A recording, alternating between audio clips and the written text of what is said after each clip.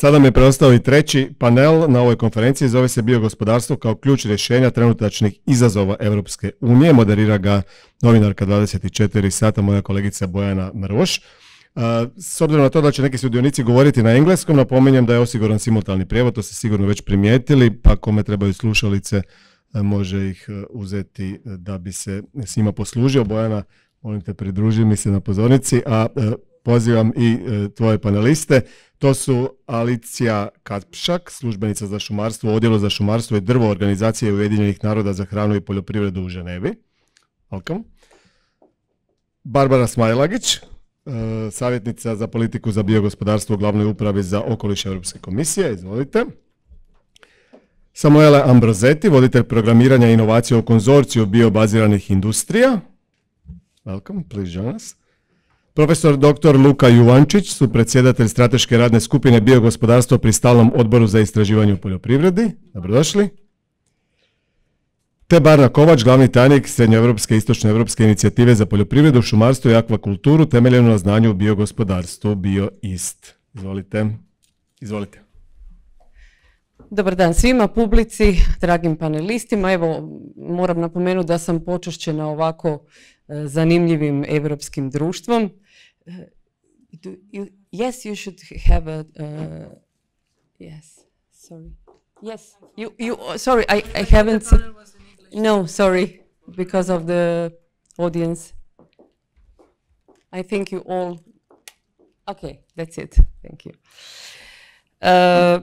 Gospođo Smajlagić, krenut ćemo s vama, nadovezati se na ovo što ste prezentirali. Koje korake Europska komisija vidi kao ključne za razvoj održivog i konkurentnog biogospodarstva do 2030. a onda i do 2050.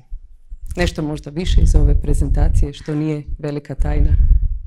Bojim se da se mora ponavljati zato što ne bi trebala ići u neke velike detalje, ali mislim da, što sam već rekla, jako je bitno taj dio ulaganja, financiranja.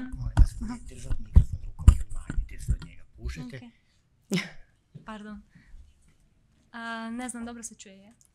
Šta publika kaže? Čujete li gospođu Smajlagić dobro? Sam onda dosta puhala, vjerojatno kad sam prezentirala. Niste, bilo je super. Ispričavam se. Kao što sam spomenula kad sam prezentirala, znači dosta je velik sada fokus ove nove strategije na taj dio financiranja. Kako osloboditi više kapitala da bi se financirale novi startupi, nova istraživanja. Čuli smo danas isto dosta u Hrvatskoj se radi na tome, centri za izvrsnost, za istraživanja. Znači to je s jedne strane kako riješiti tu prvu dolinu smrti koju sam spomenula, znači da neki proizvod koji je trenutno u laboratoriju na razini istraživanja uopće može doći na tržište, što je nekad jako teško za bioproizvode. I onda s druge strane tu drugu dolinu smrti, kako da se to uspije komercijalizirati, kako ih vrednovati bolje nego što se do sada, kako pokazati u biti te nove dodane vrijednosti od bioproizvoda s time što naravno dekarboniziraju ekonomiju, ali također mogu biti jako konkurentni, kao što smo vidjeli su super primjerima danas. Znači to ulaganje u inovacije, stabilni fondovi i rješanje te fragmentacije. Što se tiče propisa, znamo da je to dosta velik problem, pogotovo kad moramo komercijalizirati neki proizvod, znači kako pojednostavniti, da su svima jasna pravila igre i da je to nešto s čime se može konkretno raditi da bi se neki proizvod mogao relativno brzo lansirati. Znači taj dio financiranja je jako bitan. I drugi dio isto kako razviti tržište bioproizvoda, kako se okrenuti nekim novim tržištima koje do sada su možda bila malo zanemarena. Znači tekstilna industrija koju smo vidjeli ima super potencijale, kemikalije, znači biopesticidi, biognojiva, za građevinske materijale ima puno prilika. Čuli smo pasivne kuće koje su se danas spomenule i tako dalje, tako bliže. Znači to su ti neki prvi ključni koraci. I što se tiče održivosti, održiva opskrba biomasom je jako bitna, ta kružnost je jako bitna zato što bit će sve više i više problema oko resursa i oko biomase i trebamo biti pametni kako koristimo, valorizirati sve bolje i već smo dali različite primjere, tako da neću ići u detalje, ali eto, to dvoje kako spojiti zajedno ulaganje, ali pametno ulaganje i održivost. Hvala vam. O tome će nam i gospođa Kacpržak nešto kasnije.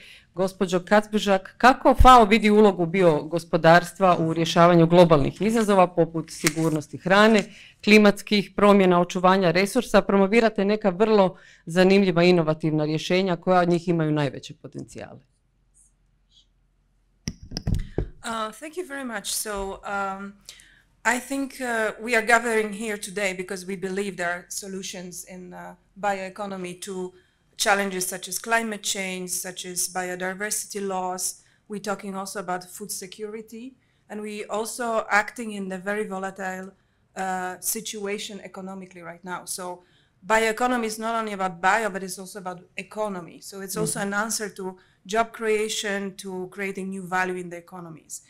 In my organization, we look very much into bioeconomy because there are some practices already that are existing in agriculture that are not very new, but they correspond with bioeconomy. And first of all, this is the practices that we call support the regenerative agriculture. And first of all, this is organic agriculture. It exists already. It can be scaled up. We are talking about bio-based solutions. And we had some examples. I very much like the presentation about the use of wool as a fertilizer. We are talking also about biofertilizers, using the worms and so on. These are the solutions that exist already. It is nothing new. These are low-hanging fruits. We are also talking about agroforestry. This is a combination of agriculture practices and also forestry. This way we can support ecosystems so that we are not going into these monoculture plantations that we know are so devastating to the environment. If we are talking about innovations, then obviously, you know, the market and the science is developing constantly. We mentioned earlier today the use of new technologies and artificial intelligence. In this context, we can talk about the precision agriculture. So farms that are steered by artificial intelligence. In this case, we can better measure the irrigation, the fertilizer doses. We can monitor also for pest control. We are also talking in terms of innovation about the farms in the controlled environment. So for instance, vertical farms, urban farming. So we can also look into the potential of agriculture in the areas where it is not now. And the solutions related to food security, and also solutions related to how we can then use the waste streams. Because if we are talking about waste streams in urban areas, then they are closer also to the consumers, so we can collect them. We have infrastructure in urban areas already, and we can pick up the waste and then inject it in the systems as well. There are also many others. So we are talking about alternative protein sources. So we are talking about pulses, lentils, beans to replace the food, meat production, and so on. So the list is long, and the potential is really big, and is growing with the development of technologies. Thank you very much. Profesor Jovančić, dugogodišnji ste stručnjak na području bioloških resursa. Koje transformacije u poljoprivredi i biogospodarstvu vidite kao najvažnije do 2030. i do 2050. ako je moguće tako daleko ići? I idu li političke odluke u korak s tim? To je dosta važno. Hvala puno. Sad ste mi bacili kristalnu kuglu, jel? Pa ću probati onako. Nekome moramo. Znači, da, zašto ne? Ne, nego hvala za pitanje. Pa mislim da ću produžiti od gospođe Kacpržak. Ona je pričala sa to low hanging fruits. Znači, već se dešava danas u poljoprivredi, ja bih rekao isto u našim zemljama, znači ubrzana digitalizacija, precizna poljoprivreda. To je nešto što oni koji žive od poljoprivrede trebaju da se, znači, da idu u korak sa vremenom, pogotovo kad imamo na dugi rok, da tako kažem, izazove sa radnom snagom, sa isto cijenom radne snage, tako. Onda isto je bilo spomenuto već regenerativne prakse i u poljoprivredi, i u šumarstvu, a isto i akvakulturi, što je važno za Hrvatsku vjerojatno. Onda treća stvar koju bi napomenuo, to je isto nešto što je, ja bih rekao, skoro globalni trend, pogotovo je važan za nas. Europa kao gusto naseljena i znači sa nekim svojim identitetima, a isto u vezi održivih razvoja jako su važni kratki lanci opskrbe. Tako da moje razumijevanje, znači nove strategije, znači ovih global partnerships, nije toliko oko kako znači otvoriti nova tržišta i što više stvari da pomičemo, nego da zatvaramo ove petlje više lokalni, a naravno ćemo surađivati i u tehnologijama i u, da tako kažem, isto troškovnoj održivosti, nešto će više, da tako kažem, šta ja znam, bioetanol i tako, više će u Južnoj Americi, a mi ćemo nešto drugo. Tako. Nego onda još tu je biomasa i bioproizvodi kao resurs. To je isto jedan potencijal koji se baš u poljoprivredi pa i u šumarstvu vjerojatno baš nismo još svjesni koliko je to važno. Danas se izvinjavam, sam došao tek nakon ručka, ali ovaj posljednji primjer dobro je pokazao ovu, da tako kažem, ranu, first level za otvaranje petlje, znači da oko zero waste, znači gospodarenja i finalni, znači proizvod što je humus i što može biti i đubrivo i možda krmivo, a sljedeći stepen koji u Europi, kolega će puno više o tome pričati, to je biorafinerijski rasklop i onda bioproizvodi. Vidjeli smo isto, to je i najbrže rastući sektor bioekonomije, a trebaju jako velika ulaganja i to je negdje velika perspektiva, a je veliki izazov za naš region, da tako kažem.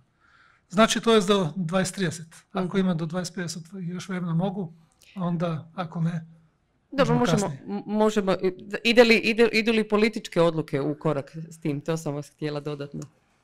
Pa sad, mislim, to je žoga bačena na penal, uvijek bi htjeli više, nego da sam pošten, uvijek trebamo vidjeti stvari kao što se dese na političkom parketu, koja je neka nova situacija koju i vidjeti nekih pozitivnih stvari. Naprimjer, bilo je spomenuto višegodišnji okvir 28-34. Poljoprivredna politika jako je zabrinuta zbog toga, pošto vidi budžetsko smanjenje za sektor, a sa druge strane, što ja vidim kao jednu šansu i za cijeli lanac, znači snabdijevanje hranom, a i za poljoprivredu, to je da sad trebamo znači planirati investicije zajedno, duž lanca, duž proširenog lanca.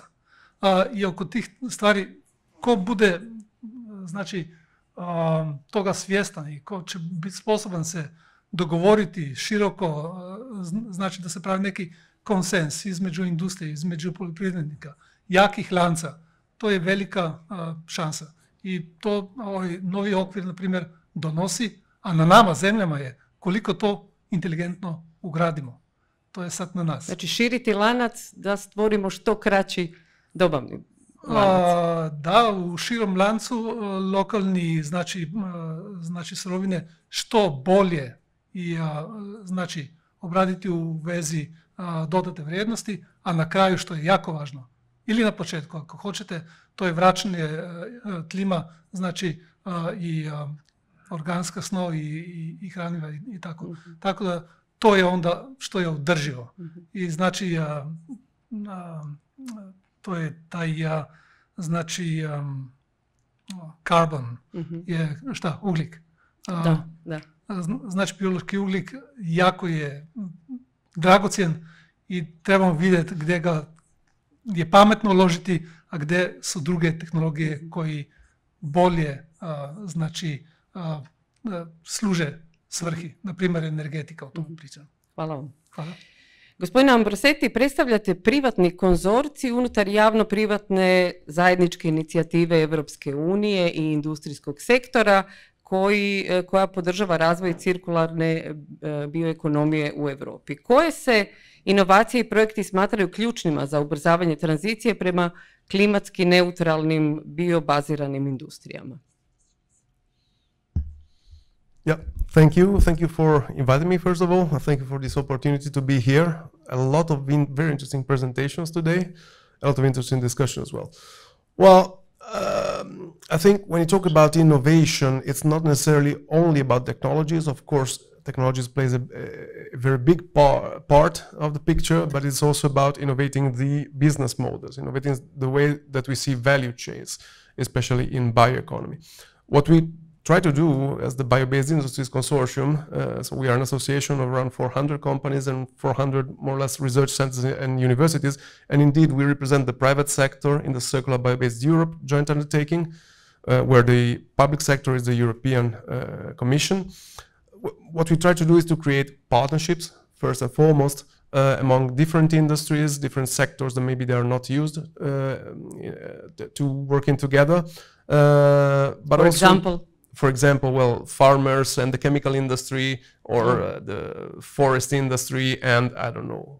It goes together. Everything, packaging, cosmetics, food ingredients. No, and it's not only about creating these value chains, but making sure that they are inclusive and circular. So we, for instance, when we talk about primary producers like farmers, we don't see them simply as providers of biomass. Right? They also need to get benefits, not only from an economic perspective, but also they need to get products, like we have seen the example of the fertilizers or soil improvers. They need to be really part of the value chain. It needs to be a win-win-win-win-win approach. Everybody must win.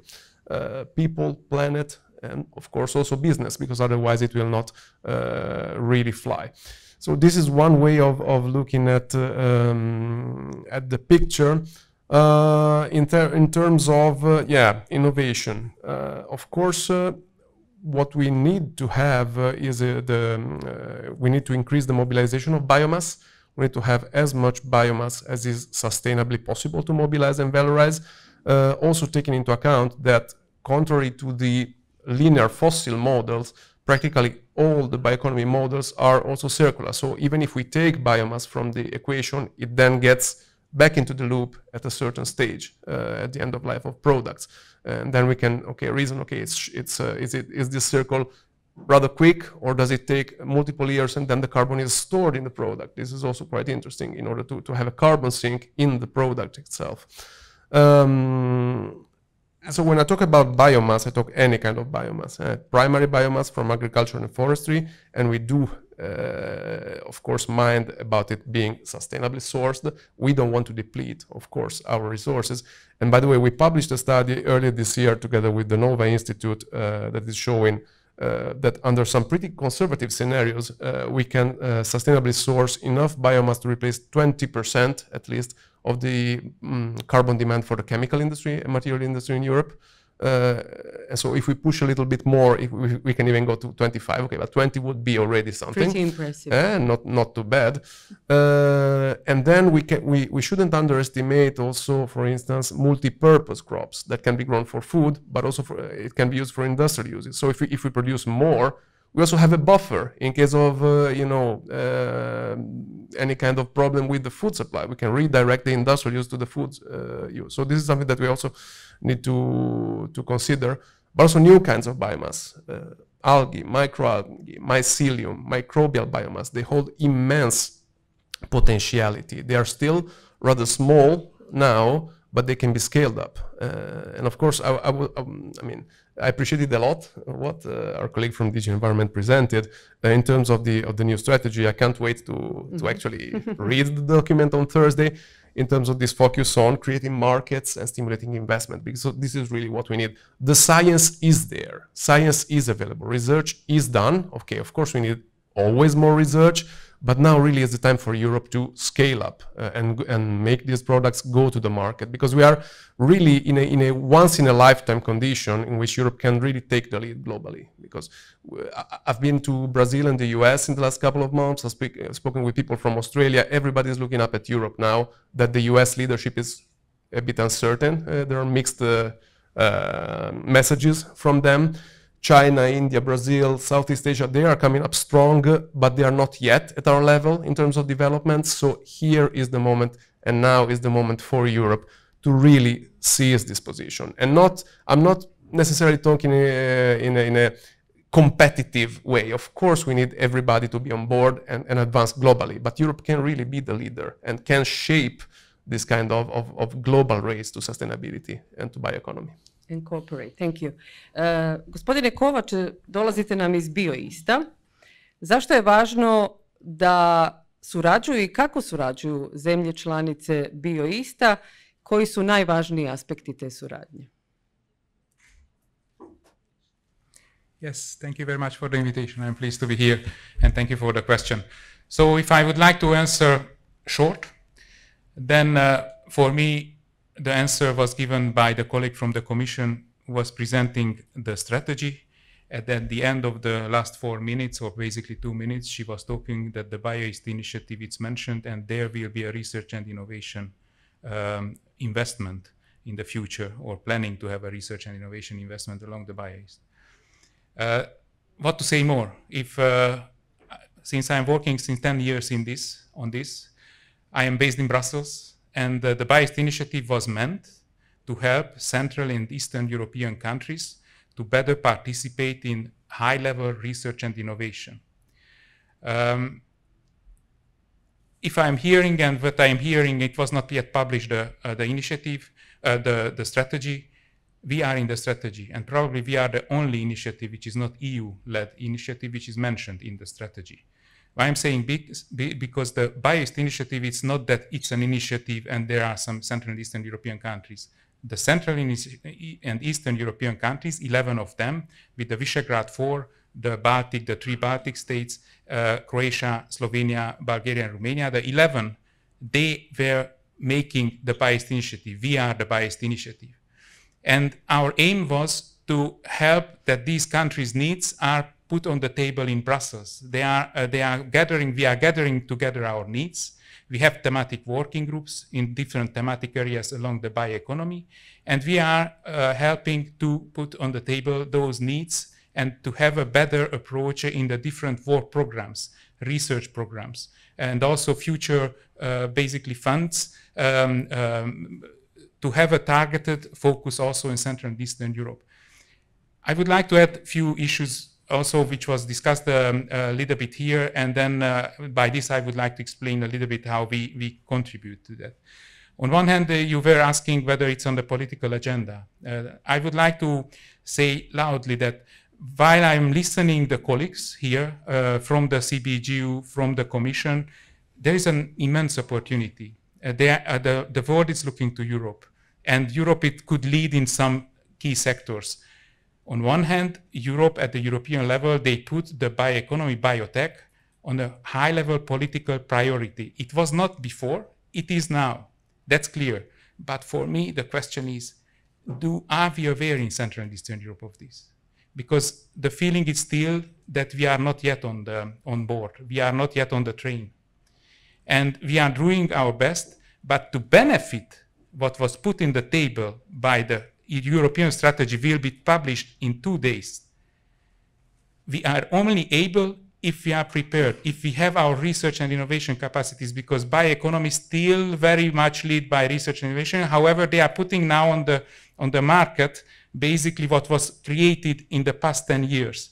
And we have biomass in Eastern Europe. But what we will do with that biomass? And to use that biomass, we still need some investment in research and innovation to be able to bring the technology here in Eastern Europe, to be able to bring the technology and basically adapt the technology to our needs, because you cannot take from Holland or from Belgium technology. Sorry, I was too long.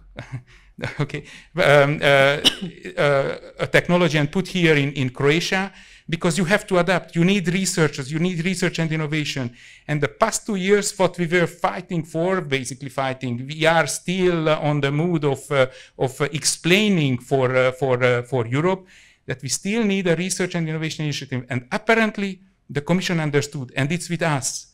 What we still need to make it that our political level, it's also on board, because if at the European political level it's a priority, then the question is, do we put also in the priority area in our countries? Because we need still to invest also from our side as member states, but apparently the Commission is also investing and wish to invest, because we have this biomass capacity, but how to use that biomass capacity is not an easy on one day to the other issue. And that's where we as a Bio-East initiative can help. And that's where if we put together those thematic working groups at macro-regional level, we have common problems in the macro-region, we have common aim, we have common targets, so we still can think in Eastern Europe. And moreover, I was listening to colleagues, biomass, how much biomass we have. If we think in a block in Eastern Europe, like the Bio-East countries, the 11 Bio-East countries, but we add Ukraine, Moldova, and the Western Balkan countries, then we have a biomass availability. The question is how we will better use. Do we just sell the raw material, or we invest and we would like to process at local level? I am not saying that we can add and we could be at the high end of the biotech, but we have to aim it. And if we are not aiming, then our biomass is just leaving the country as a raw material. So what I see here, it's very important that we realize that our competitiveness, what we are talking now about all over Europe and our politicians' competitiveness, the competitiveness is not coming from one day to the other. We need to put in place also some research and innovation still in our countries, because we miss them, the high-level research and innovation. We need a little bit to invest, and we have to make that the other part of Europe, Western Europe and the Commission and the European level also invest in us. And then we can create the basis for the competitiveness in our countries. And that's where we are working in Bio-East. So in the Bio-East initiative, we try to help these countries to build their strategic agenda. Now what we are doing in the coming years, what we will do, a little bit better engage the stakeholder level, a little bit to engage the research and academia, but also the industry. The industry could also buy in, to chip in into it, and actually to better use what was said by the colleague Samuel on CBGU. We have to bring knowledge and technology here in Eastern Europe, and there we need also some investments from the industry. And the risking by the government, because it's very risky investments, but the government could come. We saw the green light from the Commission presentation. The government can still spend at national level and bring in some priority areas in the country. Sorry for being a little bit longer, but that's how I explained a little bit what is our role with the Bio-East initiative. Thank you very much. Profesor Jovančić, kakav je po vašem mišljenju potencijal za razvoj nacionalnih biogospodarskih strategija u Hrvatskoj? Malo ćemo pričati o Hrvatskoj sad. Da. Što možemo? Kao susjed, ja. Znači, najbolji. Naravno. Nego, prvo što treba da kažem je da čestitam na inicijativi. To nije samo po sebi, da tako kažem, to ne dođe samo po sebi. Naprimjer, da kažem, ova zemlja o tome na političkoj razini ne razmišlja. Ne vidi kao neki svoj strateški cilj. A kod vas u Hrvatskoj, razumijem, već od 22. godine se sistematski radi na tome, što znači i stvarati neki nacionalni konsens o važnosti i o nekim potencijalima koje naravno imate. Zašto? Znači, dvije stvari bi samo istaknuo s tim u vezi. Jedno je, već smo par puta danas spomenuli ovu geopolitičku situaciju, to je veoma je važno zbog strateške stabilnosti na dugi rok. Da je zemlja svjesna važnosti da resurse koje primarni sektori teško isposude od zemlje, da onda od toga se sve više doda vrijednosti, od sasvim jednostavnih prehrambenih proizvoda do jako, da tako kažem, već i nekih materijala koji nismo bili prije ni svjesni da možemo raditi. Znači, to je strateška stabilnost. I druga stvar je, znači, mobilizacija nusproizvoda.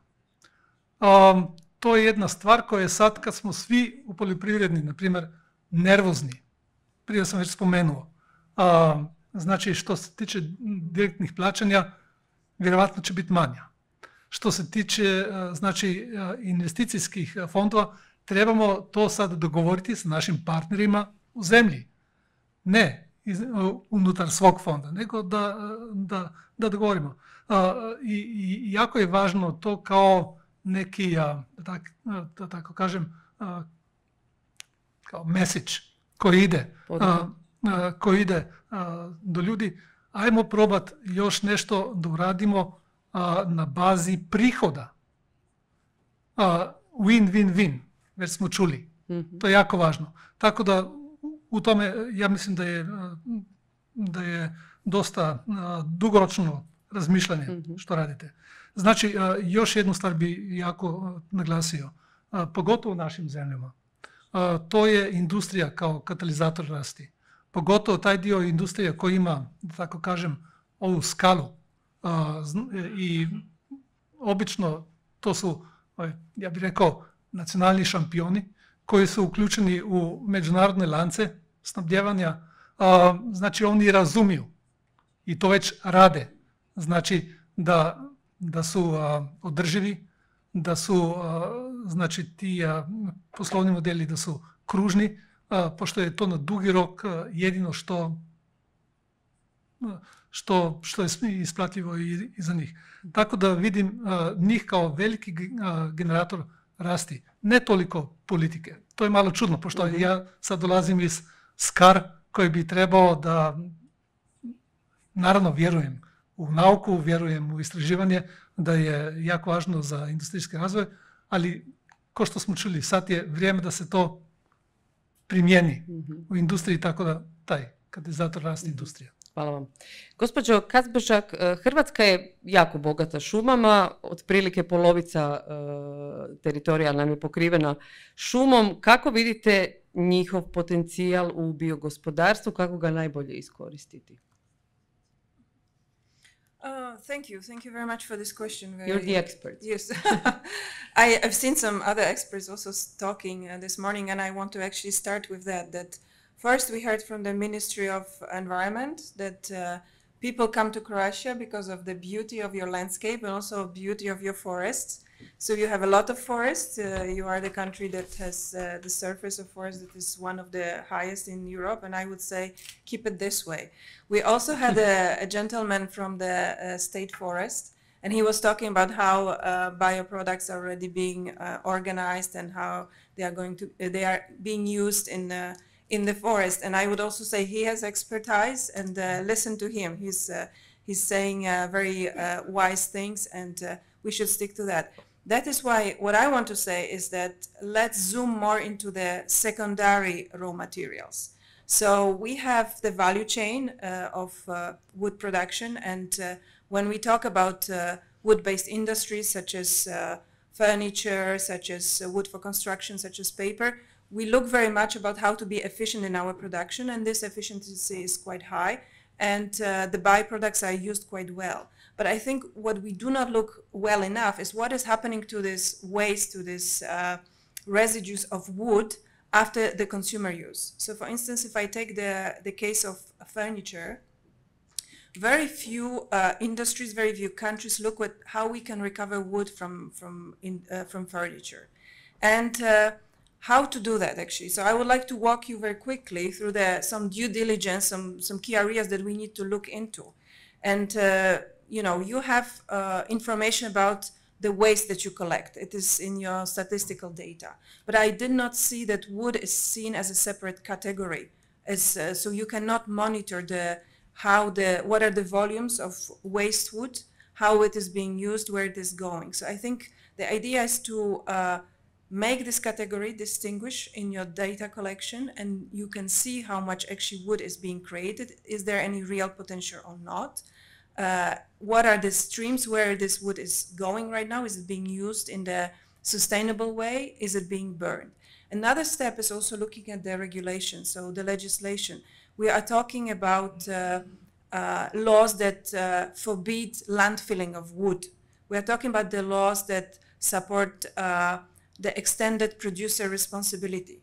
This is a concept that works in different industries already, like the electric appliances. But what about making the furniture producers responsible for what is happening to the waste when people dispose of furniture? This is an interesting concept. And of course, if you want to use more wood, if you want to use the post-consumer wood, then you need to also design it in a specific way, because today when we recover this wood, we can see it has nails, it has glues, it has some coating components, it has paintings as well.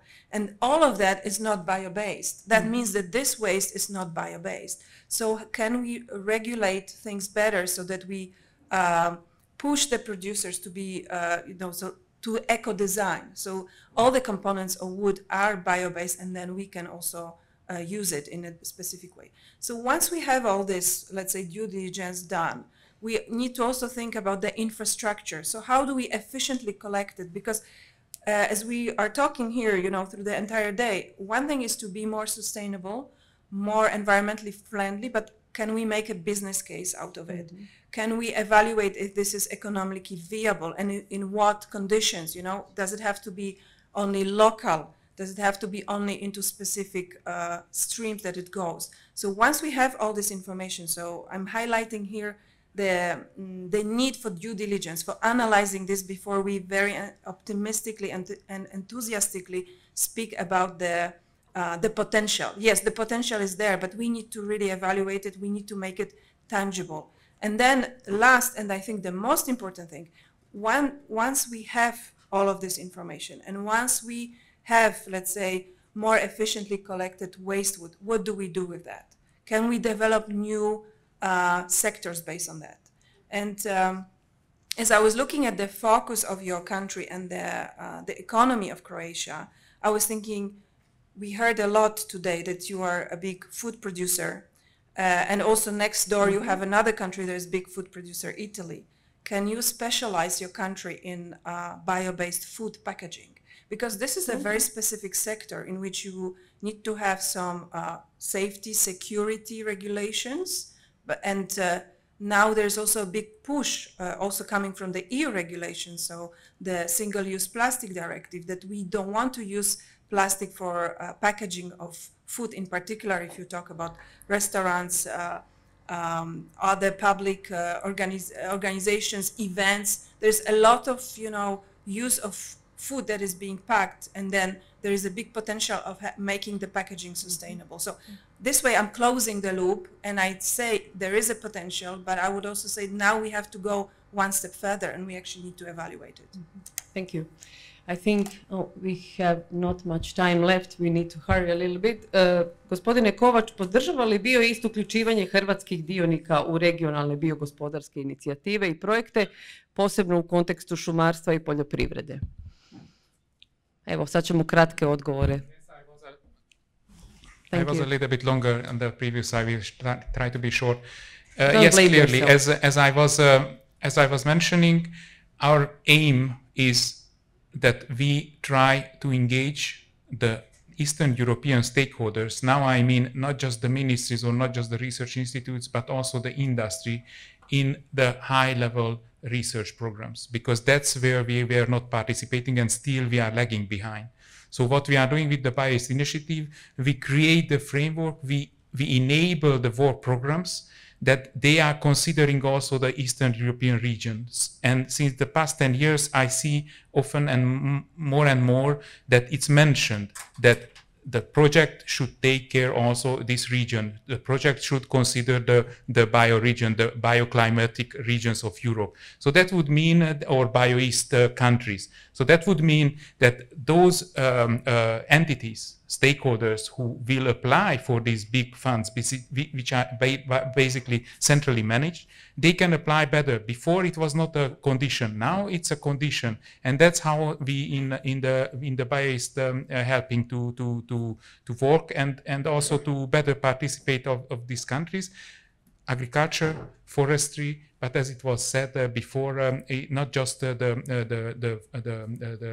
primary production, but also the processing sector, which we have to consider. In the past, we were working more on the policy side, helping the countries a little bit to better boost their ministries' policy level. what we will do in the coming 2, 3, and hopefully more years, that we will boost the stakeholder level. We will collect them, and we have here also in Croatia the hub, the BioEast hub, and we try to boost them with the colleagues of the different institutes, that together these stakeholders who sit together and to have these kind of discussions more often, to create basically the level playing field for those stakeholders to understand what's happening in Europe and where we can catch up and where we can have, and Croatia could have kind of priority area. Thank you. Sorry, it was a little bit. Ne znam, imamo li još vremena ili nam je isteklo? Možemo još. Gospodine Ambroseti, koji su vaši savjeti Hrvatskoj?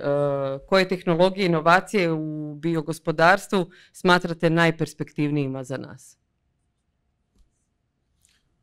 Well, hearing the presentation from today, I think you have pretty much all the ingredients, because you have a very diverse landscape from the sea to the mountains. You have a lot of agriculture, a lot of forestry, we heard. You have the fisheries and the aquaculture. You have excellent science, universities, research centers. You have large companies that can invest, but you also have the innovative startups and SMEs coming up with, you know, innovative projects and products and ideas. It seems that also the government is supporting, because, I mean, having 4 ministers in the same place this morning, I've been to a lot of... You should come much often and flatter us. I mean, I've been to a lot of these kind of events. It's not normal that you have 4 ministers in the same place. So, okay, kudos to you. Now, of course, it's good to have the strategy, but I guess it's time for implementation. And this will, of course, take some time. It does not happen overnight. But yeah, I think you can be optimistic. And then, let's say, in terms of advice, of course, what Barna said, BioEast can give a great help. Also, the CBE calls. So the new call for proposal will open with the new year. The program will be published, I think, around Christmas time or New Year. It will be 170 million for projects from lab scale, demo scale, all the way to industrial deployment. There, I cannot say what's in the topics yet, because it's not public, but there are a lot of interesting things for a lot of people in this room. And so my advice is exploit fully this opportunity in CBE, but also in the other programs under Horizon. And there are actually 2 projects running now from CBE, from the call of last year, I think, that have the scope of supporting entities, so it can be research entities or companies, from widening countries, you know, so from Central Eastern Europe and also a bit, some Southern European countries like Portugal, Malta, Greece, etc. But Croatia is one of them, in applying to the proposals and getting in the network, etc. So check this out. And there is another one that is dedicated to the primary producers, so from agriculture, from forestry, and from the marine and aquatic world, which of course is also important, especially in the Central and Eastern European countries. So there's also wide data action, for instance, that is supporting. So there are many tools that you can leverage to increase the level of participation and to boost, let's say, the chances of success in European programs. And of course, as an association, I mean, we are very happy to help. So please come to us. Thank you. Evo, sa gospođom Smajlagić smo počeli, s vama ćemo i završiti. Koja tržišta smatrate prioritetnima u Europskoj uniji za narednih 5 do 10 godina i konačno kako smanjiti okolišni otisak bioproizvodnje? Ja ću, ako mogu djelomično odgovoriti na to i djelomično na hrvatsku situaciju, jer sam već donekle taj dio pokrila, pa da nisam dosadna ljudima. Jer sam ta tržišta već spomenula, znači tekstilna, biokemikalije, zaboravila sam bila plastiku i polimere, bioplastika i polimeri, tekstilna, gnojiva, građevinski materijal, to sam sve već spomenula. I tehnologije koje su dosta bitne je unapređena fermentacija, će se u to ulagati, i biorafinerije, da biorafinerije ne budu više samo mjesta gdje proizvodiš gorivo, nego može se tu proizvoditi od bionafte, se može proizvoditi kozmetika, može se spremat ugljik, sad ima više i više propisa koji zapravo to potiču, gdje Hrvatska isto može na tome profitirati, može se svašta, i tu će se dosta ulagati, jer je poanta u biti kako sa manje proizvesti što više. U biti to je nešto što ćemo morati vidjeti kako inače u budućnosti raditi sa ograničenim resursima koje imamo. Znači, to je što se tiče tržišta na koja se posebno gleda. Bitni su, što se tiče održivosti, Stvarno, ponavljam stalno tu kružnost, zato što je ona stvarno centralna. Rekli smo, ja kao Hrvatica prije svega moram reći, Hrvatska stvarno bitno je da zadrži ono što imamo, to bogatstvo prirode, i zato su ti nus proizvodi, otpaci, ostaci, kako najbolje koristiti tu kružnost je stvarno jako ključno da bi one primarne resurse koristili na najbolji mogući način. Mislim da tu Hrvatska treba vidjeti koji model najbolje odgovara da bi se to postiglo, da bi mi zadržali, pogotovo Hrvatska koja je stvarno postala jedna od rijetkih zemalja koja ima to bogatstvo, da bi se to u biti održalo. I spomenula se ta bioist inicijativa. Mislim da moramo biti oprezni zato što sve ide prema tome. Znači, sve ide prema korištenju biomase, sve više i više. Ako imamo inicijative kao što je bioist, ako Hrvatska ne iskoristi, neko drugi će iskoristiti u Hrvatskoj, a to ne želimo. Tako da stvarno moramo biti pametni, moramo primijeniti to istraživanje koje radimo. Rekli smo biotehnologija, bioproizvodnja, istina, to je ono gdje EU sad ide trenutno i Hrvatska se mora pozicionirati, mora lagati, mora se dobro informirati o različitim uredbama i ne smije se obeshrabriti kad vidi produženu odgovornost proizvođača, znači neke nove, kako kažem, uvjete koje ćemo morati poštivati, ekodizajn koji ćemo morati poštivati, kako se spominjali smo nus proizvode od ovih životinja, koliko imamo milion propisa na EU razini, da, ali mi moramo znati koji su, mi moramo to sve dobro sami znati i koristiti da bi ta tehnologija nama ostala, da bi mi bili ti koji se pozicioniramo. Mislim da je to ono što je ključno za Hrvatsku, da shvati kolika je vrijednost tog biogospodarstva i koliko će novaca ići. Neko je spomenuo višegodišnji fond. Tu će baš ići, bit će jedan cijeli prozor, to će se sad objaviti u četvrtak, sad govori malo detalje strategije, koji će ići baš za biogospodarstvo. Znači mi moramo koristiti, Hrvatska treba koristiti te fondove na najbolji mogući način. Tako da, eto, malo sam htjela iskombinirati ta pitanja i usput se osvrnuti na hrvatsku situaciju. Hvala vam svima, puno smo naučili, zanimljivih stvari čuli. Hvala vam.